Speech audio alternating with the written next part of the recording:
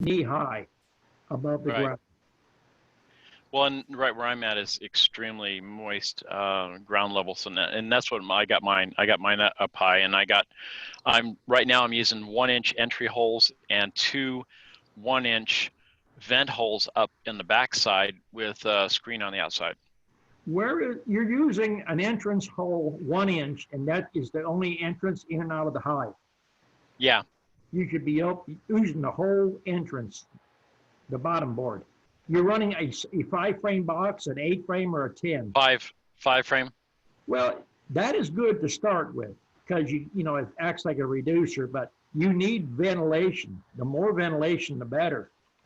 If you don't have ventilation on a 5-frame box like that and you're running supers on it, they're a lot slower to cap off honey because of the moisture problem.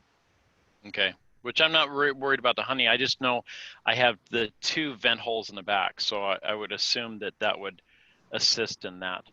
We've tried just about every combination that a person can think of, and what we're finding works good is solid bottom boards, open all the way on 8-frame. If you're running a 10, run it completely open. And we went through a hole in the center of the box, in the front, and one in the back, and we used screen over both of them. And then every super all the way up has a vent hole on it. Okay, because I don't have an actual hole vent along the bottom. Well, a 5-frame box that has just a hole in it with a solid bottom where they can't get out, just out of that round hole, they're going to sweat in there. They have to ventilate, especially if they're bringing honey in. And in your area with that much moisture, you need more ventilation than most people. All right, it's time. So let me mute everybody and then we can actually get started with the actual chat. So everyone is muted. We are recording. Don, what are we going to talk about tonight? Oh, I guess I muted Don too. Unmute Don. There you go. I guess I'm boring you already, huh? we need to do with the heat, we need to do our change outs. I've done videos on that, and right now we're seeing, because of the heat, the bees are clustered up in the hive. You're going to build a lot more trash up in there. So try to do your change outs, change out the box completely, make sure you got plenty of ventilation in. And right now is about the best time to make a bunch of splits. And people talk about, well, they don't want to make splits because they don't want to feed. Well, you got to get down the road which way you want to go. If you want to make honey, you're not going to feed them. You have to feed them to get your hive up to strength, but they're not going to pull sugar or syrup if there's a honey flow. We feed constantly, and it's a reward for us for them not to pull any syrup. That way we're coasting free. But if you keep feeding, you can make bees almost all year. I mean, right now, we got cells available, got queens available, and, there's no reason you can't split. And when you do split, always make the least amount of resources in that box. That way, if you don't get returns on your queens because of dragonflies, purple martins, there's a lot of predators out there, you lose a lot less that way. To take a 10-frame hive and split it down the middle and just put a queen in there or do a walk away and hope you're going to get a queen. This hot weather, we're having areas that are a little bit more reluctant to make good queen cells. I mean, if you're doing walkaways, we're doing grafted cells on just about everything we're doing. And I was showing Greg, here's one order we got right now, if you can see it. These are double row of queens. That's just orders ready to go out. So orders go out almost year round. And right now people get in there and they start fiddling around, checking their hive, and it's hot out there. So they wear a full bee suit with a veil on and they start sweating, they get sweat in their eyes, they can't see, and they get careless, they bump a queen. And right now it's hard to find queens. So there's things right there to think about. But your main thing is do your change outs, clean them boxes up, get rid of the hive beetles, make sure they got adequate feed, and watch for queen cells. Every 14 days, you'd be doing an inspection on them hives. Now, I know there's a few new people here. Welcome to the chat, and if you got questions, we hope we can give you the right answer or a good answer to fake it. Okay, first up we have David with a question. Go ahead, David. Unmute it first. There you go. Okay, can you hear me? Yep. All right, good. I have a question about just the space, because like right now I live in the Mojave Desert. It's 111 and it's 5 o'clock in the afternoon. I tried to do a split the other day, and like I used one of those 2-frame mating nukes, and I put a queen in there and mated queen, and it cooked my bees basically. So should I use more space than a You need to 2-frame find mating nuke? shade. If you're going to make a split in the desert out there, you need to find shade. And you can move them from your bee yard. If you got a garage or inside your house, put them in there, put a screen over them where to get ventilation. You don't need a lot of bees, but you got to keep them cool till they get acclimated. And then take them out in about 2 to 3 days. If you make that split, make sure you got enough honey in there to hold them for a few days.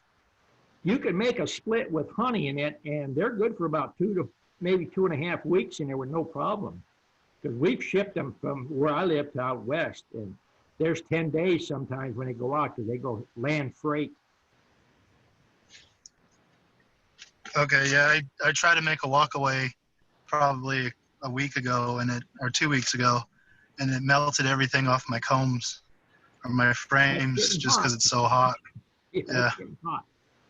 So You that's might why I be- bought a you better queen, use more and that bees didn't than work buy a either. mated queen. Okay. Well, that's all I have for now. Okay. Okay. And over to Edward. Unmute, and then you're up, Edward. There you go. Yeah, I was kind of partially before I'm switching to 5 and 7 frame deeps right now. I have a 1-inch hole in the front and 2 1-inch holes in the back with vents. Which screen? Yeah, I use the screen. I use screen material, not the 1/8 inch. I would use the 1/8 because the regular screen will clog up very easily. Okay, I have one from last year that they actually propolized, actually 3/4 of each one of the screens. Right. I just happened to see it. I had it set off to the side, kind of a swarm trap, and I went to grab it to help someone else with theirs, and I looked at it and it's like it was almost all the way covered. You mentioned you have 5 frame and 7 frame. Before you get too involved building a bunch of stuff that's going to be obsolete, if you're going to build 5, build a standard 5, a standard 8, and a standard 10. There's no such thing as a 3 frame, 2 frame, or a 7 frame. I Okay. see people, I've been doing this a long time, and there's so much information on the internet. People put some wacko things out there, and I've seen people build 200 6 frame or 7 frame boxes and then become allergic to it and then try to put them up for sale.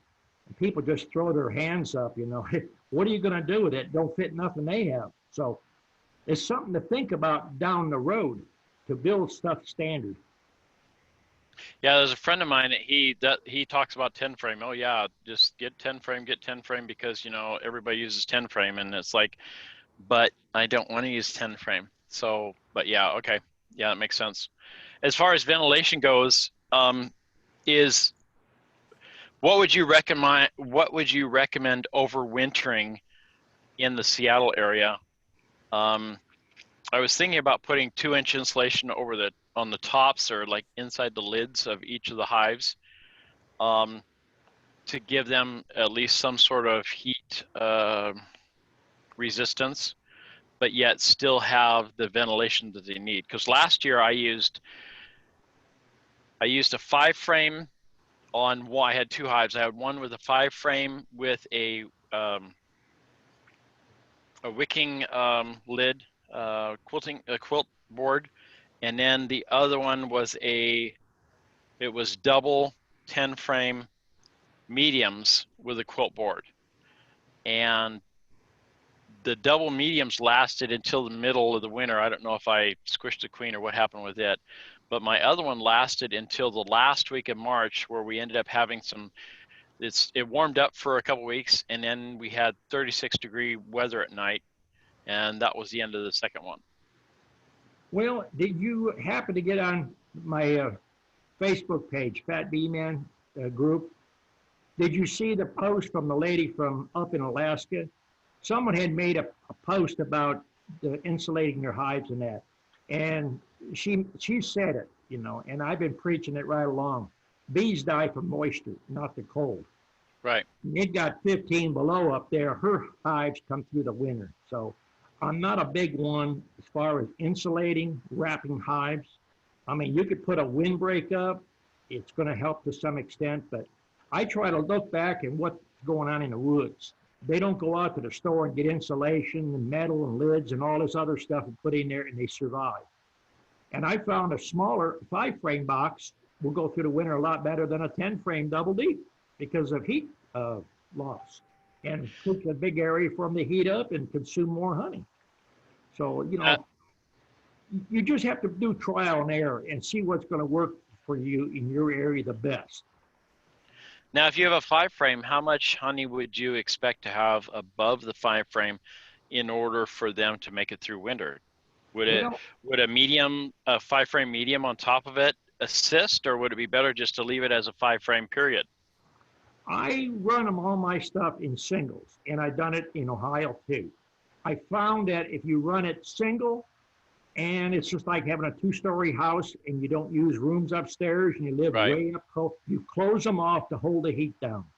You're better off to run a hive top feeder, lift the back of the hive up if it's getting light, feed them some honey back. I mean, that's going to be your easiest way. As far as insulating hives and stuff, Jeff can give you some ideas. He's right up on the Canadian border, and he runs some in his basement, in an underground dugout, I guess. And, you know, let him expand on what he did and get an idea what he was doing and what his success is and what the effort is, and see if it's going to be worth, you know, to do that for you. Okay. Yeah, because I know the moisture is a major problem. My first year I had 2 hives and they basically got rained out.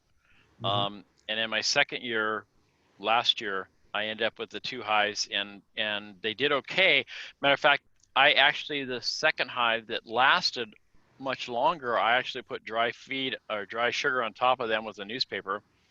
And they seemed to be taking on to it just fine. But by the end of March, they had to ball up again, and there just wasn't enough bees to make it through that cold spell. A cluster the size of an orange will go through the winter fine.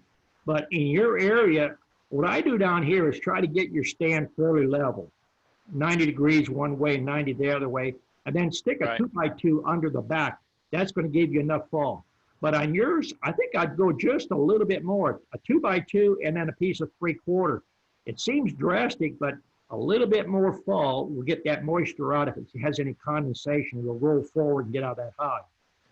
Okay. Well, and I did have the wicking. I had the wicking above it, and that pulled the moisture out. But I think you said something about that. It also turns into a refrigeration for what's below it too. Yeah, I'm not a big fan of those kind of things there.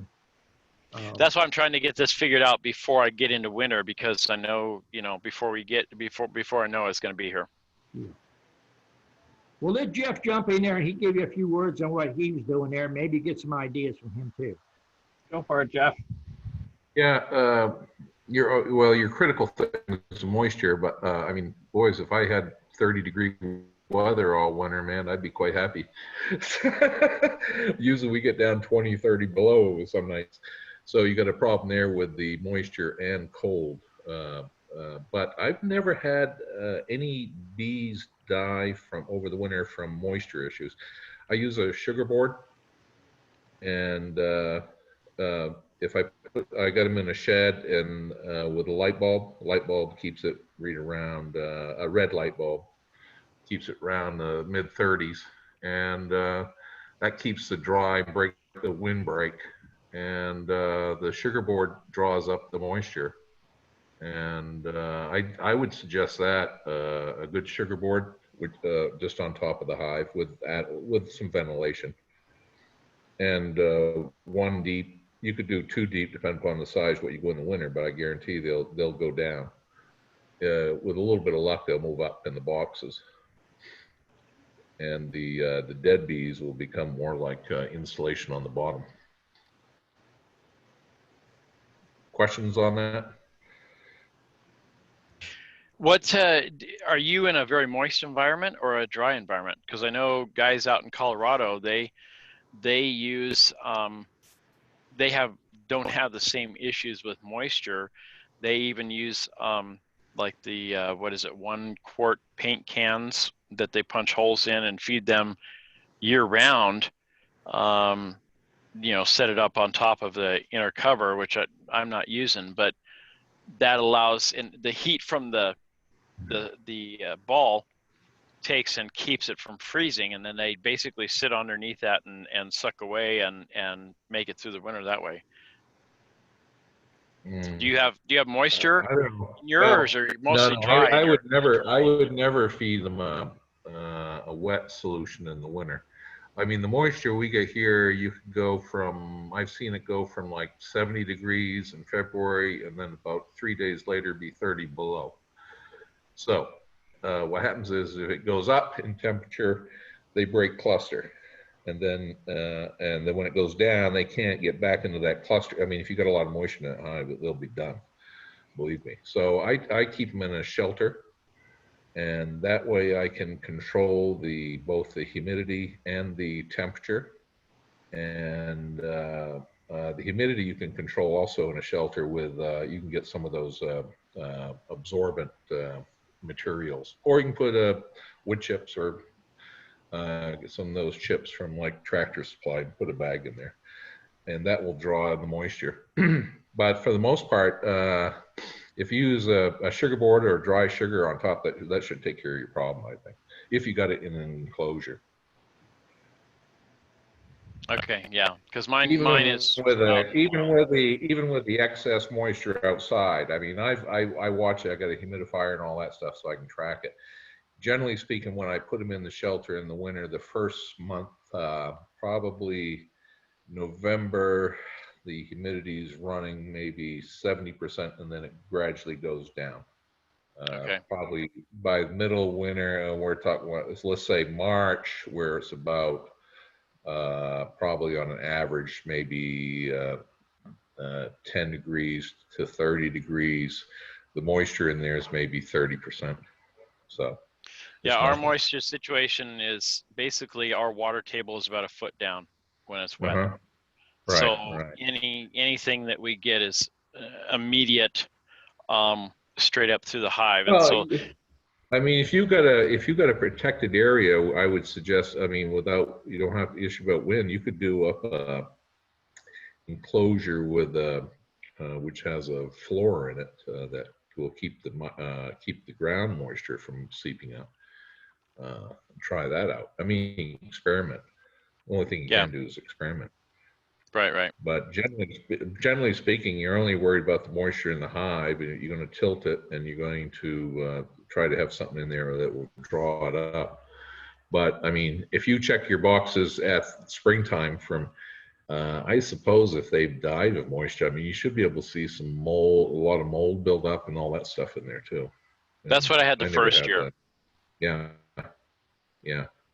Yeah, that was the first year. Last year we ended up using the I basically took a piece of burlap and put wood chips in it in a medium frame with vent holes on top with screens to draw the moisture off and set it on top, and that seemed to work. But yet they still didn't make it. So that was kind of. Oh, I've had hive. Yeah, you don't get snow there, right? We do, but not necessarily a lot. Sometimes we get 3 or 4 inches. Sometimes we get 1.5 feet.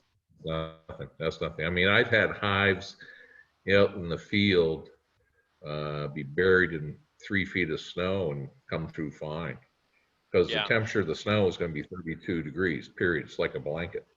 Right. And that's being covered in snow, so there was no moisture issue. Yeah, and that's the biggest thing for me is it's not the cold issue, it's the moisture issue, and that's why I was trying to figure out how to get ahead of the curve and make it so that moisture is not the issue, but yet still give them enough feed that I don't have to worry about it through the winter. I mean, if you got an enclosure, There's different types of Which I enclosures. don't. I don't at this Yeah. point. Yeah, I mean, if you look at that as an, I don't know how many hives you got, but I mean, if you look at, and you can put a fan in there, you can do the absorbent materials outside the hive, plus you do the sugar board. You got a variety of different things. And I mean, if I can keep the temperature in the shed area at around 38 to 40 degrees, I'm quite happy. Yeah, that's a good temperature for that. Yeah. Yeah, mine are all outside. Yeah. I have like a dozen hives right now. And I'm doing the Dawn the B-Man splits. Matter of fact, I just picked up 8 queen cells this morning, and I went down and helped a friend with a couple of hives that she had and got them straightened out. Didn't get to be able to make my queen castles, so I basically put them into a hive where I dumped a whole bunch of bees in there and closed them up and put the queen cells in there in cages as like a queen bank, so I get to them till tomorrow. In the meantime, I had two hives fall over here a couple days ago, and one of those is the one I drew bees out of, and I couldn't find the queen, but I figured, well, but I did end up finding 6 queen cells, so that was kind of a surprise here just a little bit ago. In the winter there, do you move all the bees together in like one area? I mean, next to one another? Not that close right now. Right now I have like basically 2 or 3 racks where I have one of them has 4, the other one has 4, and then I have a couple of others off to the side. But they're out in the open. I have no covers over them. I was thinking about possibly putting cover over them, but I'm trying to figure out a way of doing it where I don't have to have the covers.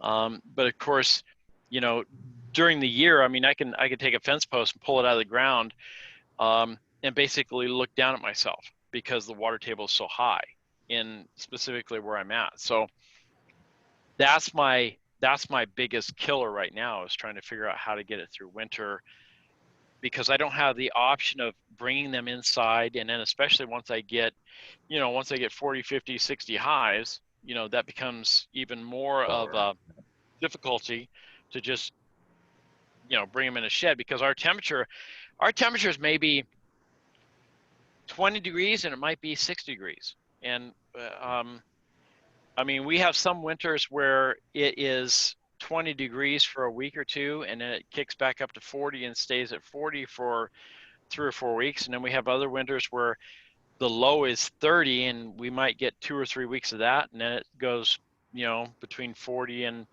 45 for the rest of the winter. So it's almost one of those deals. I mean, I used to live in Colorado Springs, and so when you get there, it's like, okay, wintertime is cold and summertime is hot, and you can pretty much expect it every time. But here in Seattle, have you tried one of those water vapor shields? You know, it's just the heavy duty plastic on your ground. Cluster your beehives together and maybe put some straw around them, but still allow them to have, you know, access out for cleansing. No, I haven't tried that. This is basically coming up on my 3rd winter. The first winter, I had 2 hives and they got rained on the inside because I didn't overwinter them correctly. The second winter, it seemed with the wicking frames up on top that they didn't have a moisture issue. And so I'm just kind of looking forward to this year to figure out, because I'm at essentially 12 hives right now, and I would like to keep as many as I have in place, and hopefully with these 8 more splits I'm going to do, and then plus now I got 6 queen cells, I may end up going into winter with 20 or 30 hives. Hey, Edward, we have a couple people waiting, so let's just move on to the next topic, and we can come back to you guys later. Okay. Thanks. Yeah. And next up is David and Tracy. Go ahead, guys. Hey, good evening, Don. How are you doing? Good. Hey, just want to encourage everybody here. I think just you got the master here with Don, and so get your questions ready because it's a very unique opportunity, and he's got lots of knowledge to help. So, Don, I was just going to ask you on your mite treatments this time of year. How often are you doing those, and are there any difference between your north and south bee yards? Well, if you're not building up and splitting as often as what we're doing, probably one time a month is probably going to be sufficient. But I'm down there on my southern yard every weekend making splits. So we don't, I've had a comment when people down there looking, how come my comb is not real brown? Well, if it's brown, it's gone into the second year. Most of it is, a month to 2 months and it's already a nuke and down the road. So anybody who's, marketing a lot of nukes, you're not going to have old comb. Okay. So now by doing that, you're breaking the natural, the mite cycle. Yeah. So production hive, if you have those then, and maybe for the rest of the folks here, and they may have more of that kind, would you do like successive weeks of treatments or just once a month? Hives that we're doing like shaking double deeps, we're usually hitting those with Provap once a month. Once a month, okay. We hit them a good once a month. Okay, great, thank you. Okay. All right, next up is Mark. Go ahead, Mark, you got to unmute it. All right, thanks guys. Hey, I'm Mark, I'm from Colorado. Second year into beekeeping. Right now I'm running a 10 frame hive, double deep at the moment. And thank you guys so far for answering some of the questions that I had. One particular around winterization, which is cool. The only other question I had about that is when we get down, it seems like you guys are recommending kind of going back down to a single just because of space. Now, how should I handle from a resource standpoint? Should I just leave what's in the bottom box, or should I try to accommodate some more honey? What's the recommendation there? Well, it depends, you have to decide if you're going to make honey, if you want to make bees. September, I do a massed amount of splitting. We run mostly 8-frame stuff here. And by September 15th to the 30th, if it's an 8-frame and it's good, it's three nukes or 4 nukes. And if we've got plenty of extra bees, I might make 7 splits off of it, and they go through the winter fine. But Okay. we're feeding. If Okay. you're going to go honey production, I would run singles, like I mentioned before. If you got honey that's capped in the top, extract it out. You can always put a hive top feeder and feed it back when the hive gets light. Okay. And then on the second topic, Don, I started doing the treating with the mineral oil, and I've done it a couple times since over the summer. Are you treating with mineral oil, or are you doing the oxalic acid now once a month? Well, I teach organic beekeeping too. So mineral oil, basically you could drink it, it's not going to hurt you. And I've explained several times in videos, it's a slow kill on mites. The fog goes in there with the oil and it coats the bees. So it's suffocation on the mites. It don't hurt the bees.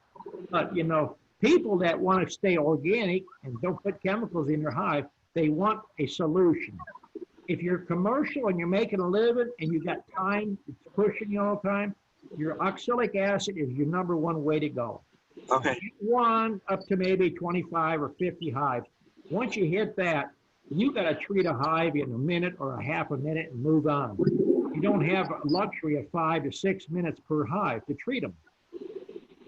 Okay, that makes sense. And my last question is, so going into this, I kind of was going into it like thinking about wanting it just for the honey, but if I started to learn more and watch some of your videos, I'm starting to and I'm really getting used to the bees, and I don't wear a suit or anything, so I'm starting to get more confidence in what I'm doing.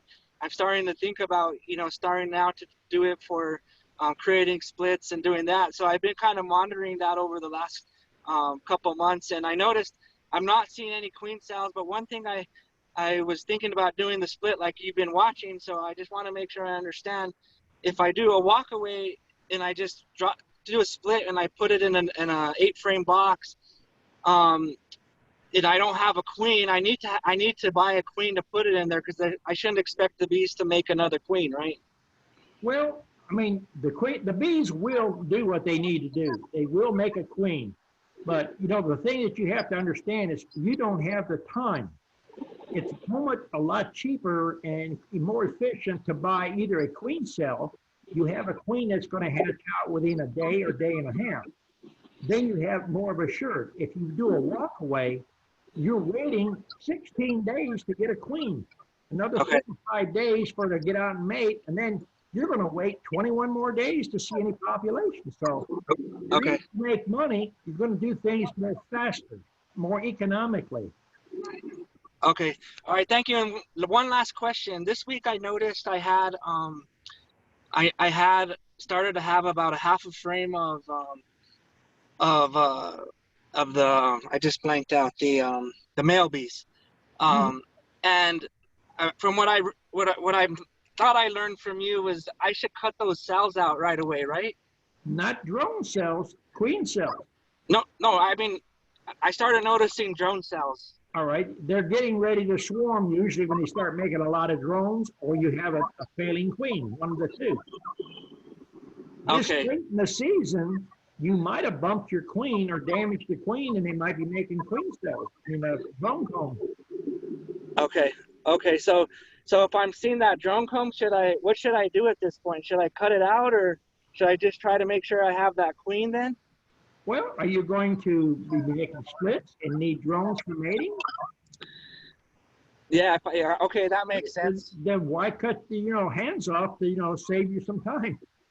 Okay, that makes sense. Get drones. Okay. All right, well, thank you for all the answers, and I appreciate all the education you're giving, Don. Thank you. Thank you. Okay, over to Dawn. Go ahead, Dawn. Unmute it. There you go. Here?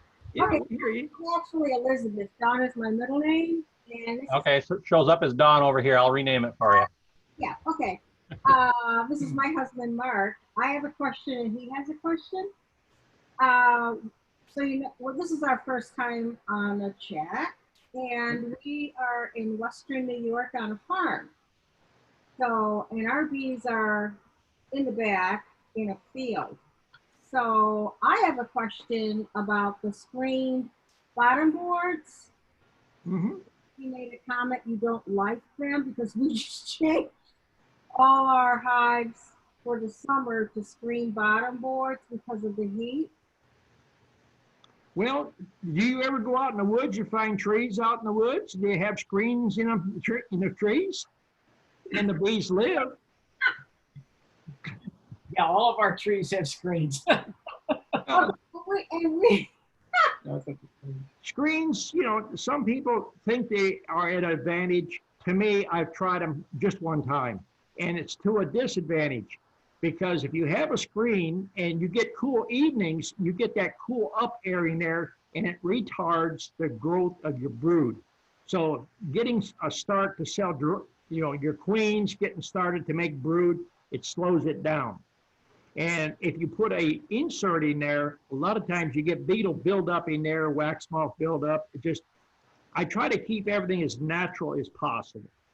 I mean, there's people that keep bees and things that they shouldn't keep them, and some people have good luck, but I hate to see a new beekeeper waste a lot of money and just plain get disgusted because they lost their bees because of mistakes. Try to keep it natural. Yeah, this is our 7th year, right? We've had up to 46 hives. So you're recommending not screen bottom boards? If you feel that you're not losing hives and you're successful, then go for it. To me, they slow you down. Okay. All right. I know, I make a living at what I do, and I know a lot of commercial people, and I doubt if you'd find 0.5% of anybody that makes a living with bees with screen bottom boards. I mean, that just, you go with the flow and what is making money. And if you can make more money doing one thing and spending less money trying to do something, Everybody has their own little adaptation to a beehive. It's like a tire. It goes round and round. It's been working for years, but everybody every year wants to reinvent that tire. Wider, taller, thinner, skinnier, faster. I mean, you have to do what you feel. If you've got 26 hives and you're not losing any, and you feel that you're growing as fast as you want to grow, then stick with what you're doing. Okay, on that note, you recommend having the entrance reducer, because we have a lot of the animals here, skunks, you name it, everything back there. You recommend having the entrance reducers wider in the summer for ventilation? In the summertime, if you're not splitting down 1 or 2 frames, leave them wide open. My southern yard doesn't even have 1 reducer in none of the hives, and we got 5 frame and 8 frame there. My son has got 5, 8, and 10. He's younger. I mean, when you get older, you're going to go with a smaller hive, you know, and then you're going to eventually go to mediums too. Unfortunately, our hives are pretty big, but what about robbing? You don't experience a lot of robbing with them. With 26 hives, you shouldn't have a robbing problem. We run anywhere from 100 to 400 hives per location. But our hives, you don't have robbing with them, like open feeding? Not really. I mean, we do some open feeding. Of course, we got buckets on all of our hives year round. We try to make bees. We're not trying to make honey. Yeah, we freeze. We don't sell our honey. Yeah. We freeze most of our honey and pack it back in. Our hives are on the average. How many bucks do they have? 7? 5? 4? Oh no, they're bigger than that. Right now they're getting higher than we want. Okay. All right. You know, you bring up a good point as far as being how high they are. My philosophy over the years is when a frame of honey is sealed, it's capped off, get it out. You know, the easiest way to explain it to you, you have a pantry. And if your pantry is full of food and they run a sale down there because you get 5 for the price of 1, you're not going down there and clean the store out. You just wait till another sale on something else. What about if you pull that honey, they're going to replace it. If it's full of honey, they're less likely to replace it. Mm-hmm. What about the good old theory, you know, in the middle of the hive, you know, we went to all kind of bee schools. I took the lessons to teach and everything. You know, in the middle of the hive, you have your brood, and then you have your bee bread, and you have your pollen, and you have the honey for the bees to feed, the brood, so they don't have to go all over the place. So you're saying when you have all this honey in there, take it out. If it's in the brood chamber, yes, it'll cause them to make queen cells and swarm on you. If it's above 24 to 26 inches, if it's sealed, pull it off. If you got honey in the brood chamber that's sealed, pull it out, extract it, and throw it back in there. Let them have a place to lay. And even if it's below or above or somewhere, just... It doesn't matter where it's at. If it's sealed, get it out. You can always feed it back. Okay. But I would not stack up hives that high. If you're running 10 frame stuff, you're going to hurt your back. A lot of women are going to 8 frame mediums. They're easier to handle. Okay. All right. Yeah. He has a question. Yeah, okay. Winterization, a couple of the guys asked about that. We got a problem with ventilation. Originally, I was using popsicle sticks under the top to have ventilation. It worked, except I was getting mice in almost every hive. I know you're like, I went to our association with this, nobody believed me. They're climbing up the outside of the hives and getting in the top. I was finding nests in the top. One time I found a nest with 6 baby mice. It was just nuts. So last winter, I said, okay, I'm not going to use the popsicle sticks. I used shims, newspaper, dry sugar, and the shim only had like a tiny, it was from Better Bee. It's got these orange plugs, and I put holes in them. and a lot of the hives had a lot of moisture in the spring when we opened them. So clearly we need to do something different, but I'm trying to keep from getting mice in there, And and they're vicious. We had the mouse traps on the outside also. I would drill 1 inch to 1 1/8 hole in the front of your hives, in the middle of the box. Now make sure if you put it by the handhold, you put it below the handhold, not above the handhold. Because if you reach to move the box and you've got your hand over that hole, you're gonna get stung. And put hardware cloth over it. You won't have a moisture problem. You know, I hate to keep blowing my own horn here, but I tell a lot of people at bee clubs, there's so much people out there, they want to give you all their information, but yet they're in line every year to buy bees. If you can get advice from a person who makes a living at it and is successful, and he's not charging you, listen to him. These people that give advice is like a lawyer standing on the corner, don't charge you, but he's giving you all this advice. That's why we're here, Don. Yeah, but this is the first year so far, knock on wood, we have not had to buy any bees. If you think I'm kidding about bad advice, ask Greg. He knew a lot about bees when he come, and the first day he was picking $20 bills up all over the yard. But you never know. What size hardware cloth did you use? Number 8 hardware cloth. Number 8. Too much ventilation, they will propolize the hole shut. The bees know what they need. Yeah. But if you don't have enough ventilation, you're going to get moisture. And I don't run inner covers. And if you run inner covers, I would get rid of them. If you got metal in the lids, I don't run metal. I stopped running metal 45 years ago. No inner covers for 45 years. So no inner got covers. both. Wait, no inner covers. If you run an inner cover in a beehive and it's got bees in it, you're going to have ants, roaches, and hive beetles. You create a place for them to live. No inner covers if there's metal on the lids. Well, if you're going to put a lid on, use a Vantech or a piece of plywood and paint it good. That's all you need. One or the other, you're saying. No, you can use a Vantech or plywood, either way, but you don't need an inner cover. Regardless. Well, if you want to put them on, go ahead and keep doing it. But do you have hives that don't have ants and roaches in them? Ants. We do. Create a place for them to live. If you put a lid on there, the bees will seal that lid. Yeah. All right. So Now you're saying, okay, so let's say we have 4 boxes, just as an example, going into winter. Mm-hmm. You're saying put a 1-inch hole in each box, or just Every box. I put them in my supers all the way up. all boxes? All the boxes. I mean, there's people that don't want to do it.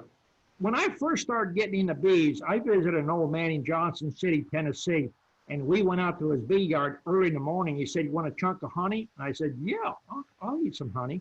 He reached into this rotten darn old 10-frame box, through the side of the box, and pulled out a chunk of honey. He said, "Here you go." You know what I told him?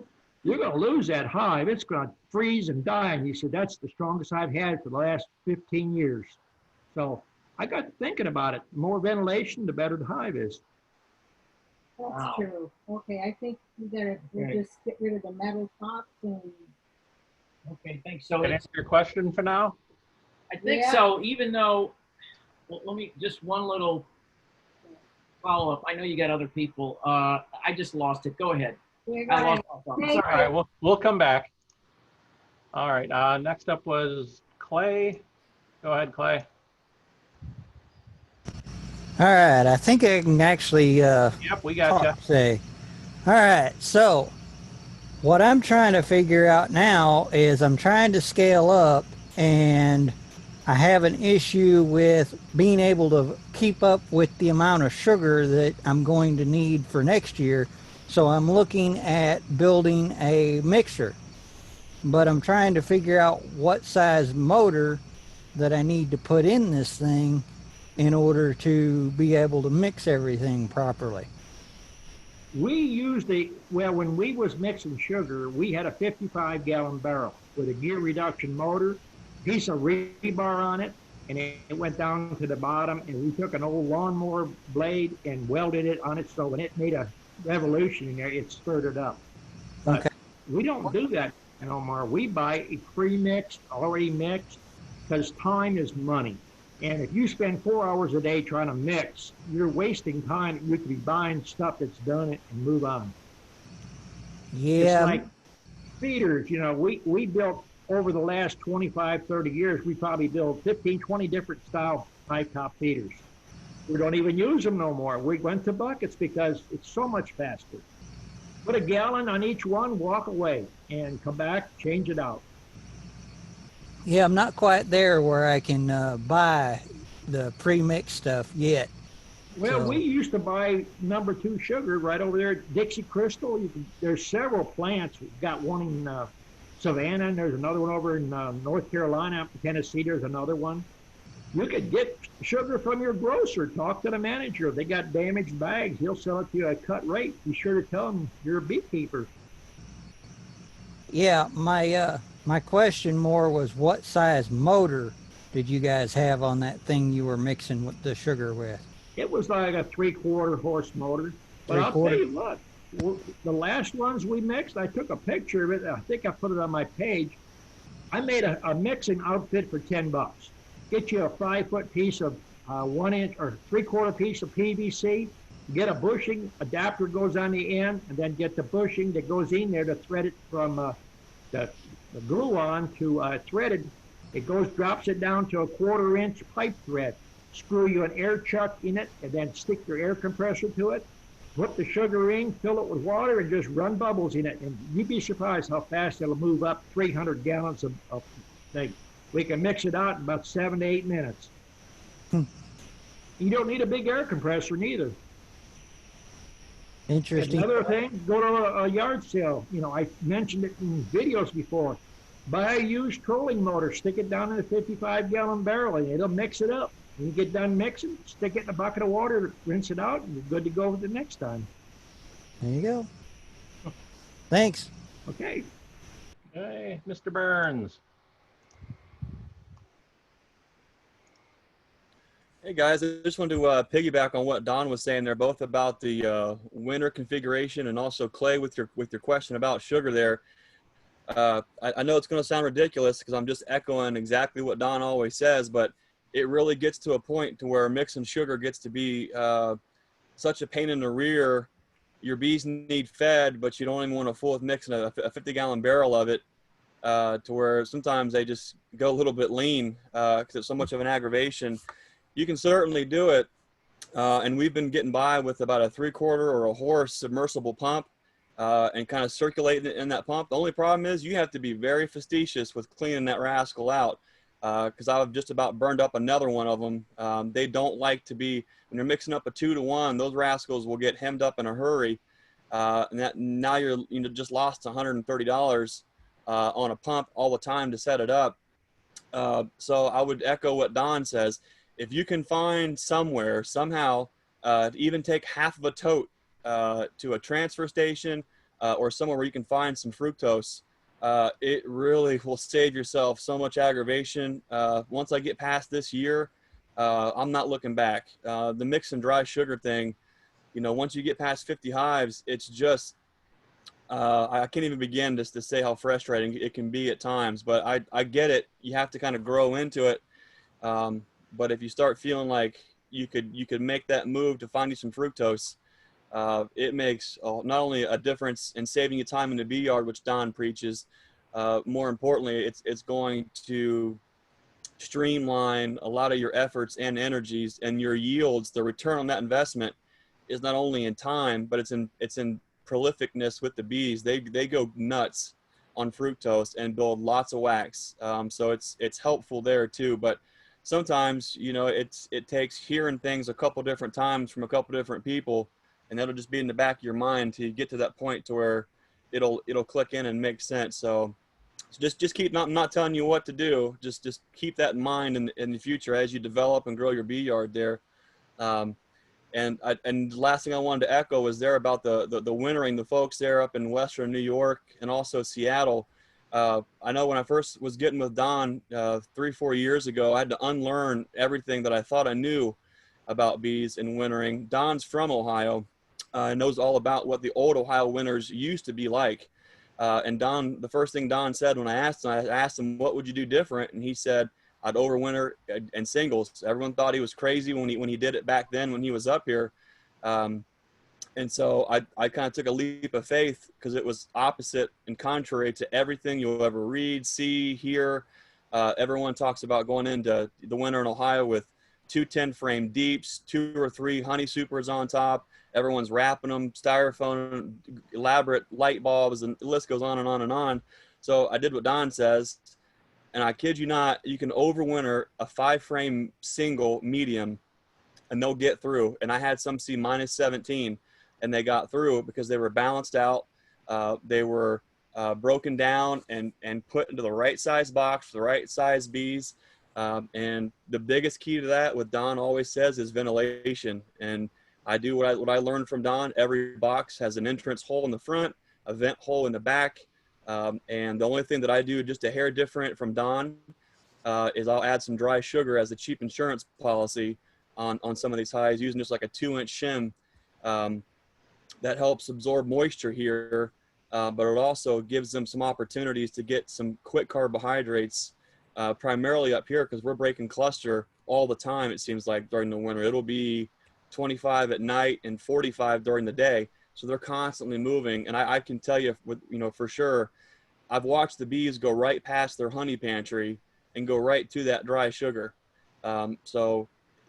There's always an argument versus honey versus sugar. It's there. It's almost like they know it's a savings account or an emergency savings account. They can draw from it and still have the honey there in the checking account when they need it. So a lot of things you're going to hear from Don is going to be absolutely contrary to everything you're going to see in the Bee Club, read in the books, see everywhere else. But it's worked fantastic for me and has been a game changer up here in Ohio. So I'm grateful to Don and everything he's taught me in person and also through all the bee chats. If you just, like he says, do 10% of what he says, you'll find success in that. So hope that helps. And thanks again, Don, for everything you guys do there.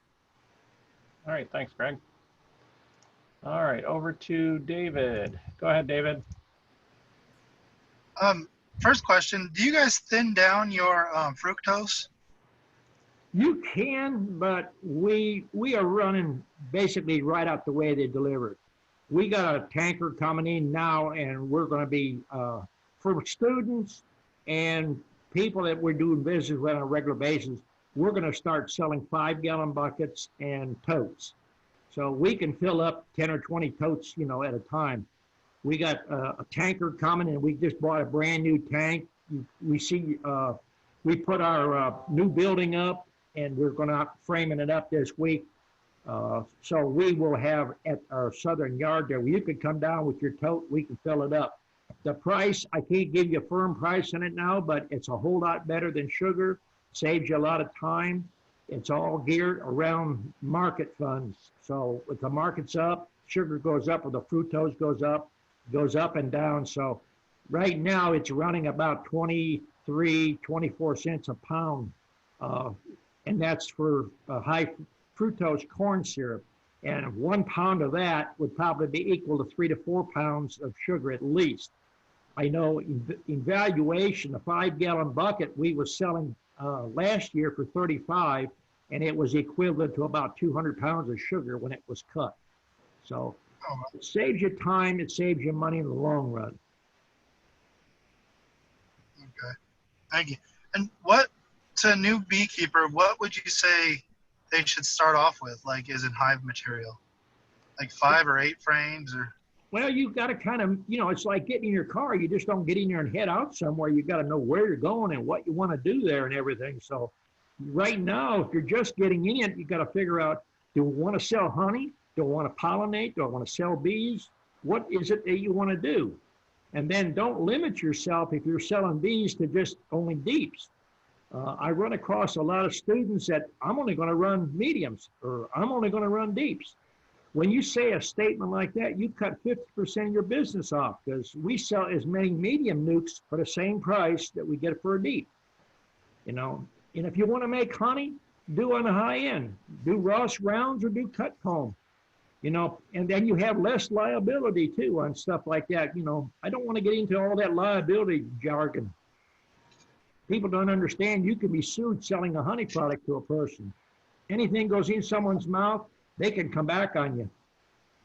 Yeah. They don't come back on you if you sell bees. They know ahead of time they got a stinger in the back. All right. Well, thank you. Okay. Okay, over to Linda. Go ahead, Linda. Okay, Don, I want to ask you about the inner covers. What do you think about the screened inner covers? If you put a screen on the inner cover, you're still going to have a place for ants, roaches, and hybrids. Okay. Bees have to clean and be able to police the area. It's a dead space. Okay. It then serves really no purpose at all. Okay. I just like it because I can open up my hive and see in it without them all coming at me without anything. Well, I mean, if you like to look at them, buy some plexiglass, lay it over the hive, and put your lid on it. Okay. Okay. And another thing I want to know is about this going down to a single for the winter. Right now I have 10 hives. I've got a combination of, I think I've got 2 8s and the rest are all 10s, double deeps. And when do I do that? And like my hives right now are really, really strong. They're doing great. So do I just pull that box off and blow the bees out, or how do I get down to that single box? Well, if you got 10 frame stuff, how many splits do you want to make? 100? Well, I'm not really talking about splits, but if you're saying going down to a single for the winter, how do I get to that step? Well, we do it by splitting. Okay. I mean, and when should I do that? Pull your honey off, and then they're going to start drawing down lower, you know, filling up honey. Just keep putting honey. But you got to get it done quick. So pull off my supers and then just take off the second 10. Well, the second 10, is it a brood box? You running double brood? Yes. Well, best thing to do is make a split out of it. Okay. You know, personally, if I was running double deep 10s, I'd make 19 splits. That's what I would do.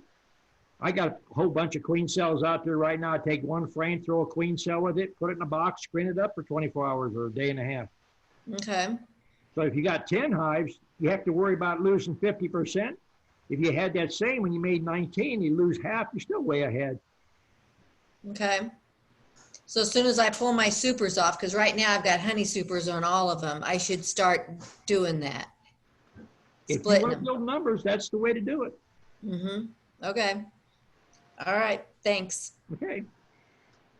Okay, over to Edward. Go ahead, Edward. Get on mute. There you go. Hey, Don, how late in the year, I guess it probably has more to do with temperature, how late in the year would you do splits? Right now I got 8 hives. They're doing well. I got one that I put a frame of brood in to let them create cells. I got a queen castle with 3 in it right now. I got to see how that goes. I got 8 queen cells that I just put into a queen bank tonight because I didn't have time to split them into queen castles. How late in the year, if you're feeding, would you recommend splitting? That would depend, you know, on temperature and where you're located. You know, here I can make splits all the way up into November, no problem. Then start back 1st of January. But you got to have temperatures above 55, and you're going to have queen cells or mated queens or banked queens. You know, I wouldn't even attempt a walk away split unless you're pretty experienced after September. We make them all the time with queen cells. In fact, I got a bunch to go in tomorrow and Monday. Okay, so essentially you're saying I need to build a hell of a lot more boxes to go through the next month or 2. I've had people come in here last year and the year before. I had one fella from Missouri. He said, I got 150 boxes. And he was bragging he was way ahead. And it was 2 months later, he says, I need another 500. Bees are either growing or they're dying. Yeah, and that's kind of what when I first started into bees, it was kind of like I kind of jumped in head first because we wanted to do bees because we had a little homestead thing going. And one of our neighbors about a half mile away, they had some 10 frame sets that I got that we got for really cheap versus commercial because he was moving out of state. Well, we went ahead and started it. And of course, we had a couple of good years where we learned a lot. Didn't get a whole lot of bees, but we learned a lot. And now I've been basically cram sessioning your videos over the last several years, trying to glean out points here and there, and trying to figure out the best way for us to do this. And so it's kind of gotten one of those situations where I realized that there are a few other things I want to do, but bees is one of them in order to get out of doing the work that I'm doing now. I'm driving a truck doing LTL. And this is kind of one of those things. It's like all of a sudden it turns into something. It could be an actual reality in the area I'm at. Well, it's a good business venture. It's something if you enjoy, you can make a living at. But, you know, it's always that but. You best love it because it's a daylight to dark job, 7 days a week. And that's what I'm learning, and especially working full time during the week. It's like my weekends are my best times, and my evenings are kind of like you get out there and do the hives, and you like, oh my God, I got the worst of the bees. But now I've gotten to where I wear a veil and no gloves, and yeah, I got stung once or twice today, and it's kind of like, yeah, no big deal. And so yeah, it is, and I would like to thank you for what you've been doing for the Beekeeping Society, because it's really turned into a major helpful avenue for people who would like to do something but don't know where and how to start, what to do, and by putting it in simple terms, and if people actually stop and use a common sense and listen to what you're saying, a lot of times they can figure out how to do stuff themselves. The best advice if you're just getting started is buy a table saw, build your own boxes, dumpster dive, watch where they're building houses, scrounge around. You don't have to have pretty boxes. These are not cabinets. It's a square box. If it gets painted, fine. If it don't, I mean, you know, all the videos and chats, I tell you how to get all kind of building material, paint, everything free. I mean, you can even get free bees out there. I mean, tell people every day how to get free bees and they don't believe you. It's there. Just go get them.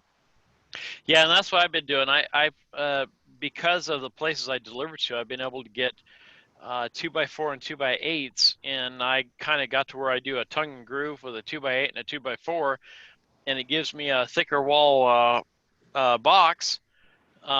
And I just build them a little bit smaller, but it's all free wood, so it seems to work good. That's the way you do it. Okay. Then it looks like it's past 9 o'clock. If there's no other questions, we'll call it a night. Brett, did you have a question? Oh, okay. You're just waving. Okay. All right. Then if you guys want to stick around for the after chat, you're more than welcome to talk amongst yourselves. So thank you, Don. Thank you, everyone. See you in 2 weeks. Appreciate everybody showing up. Have a good evening. You too, Don. Thanks, Don. All right.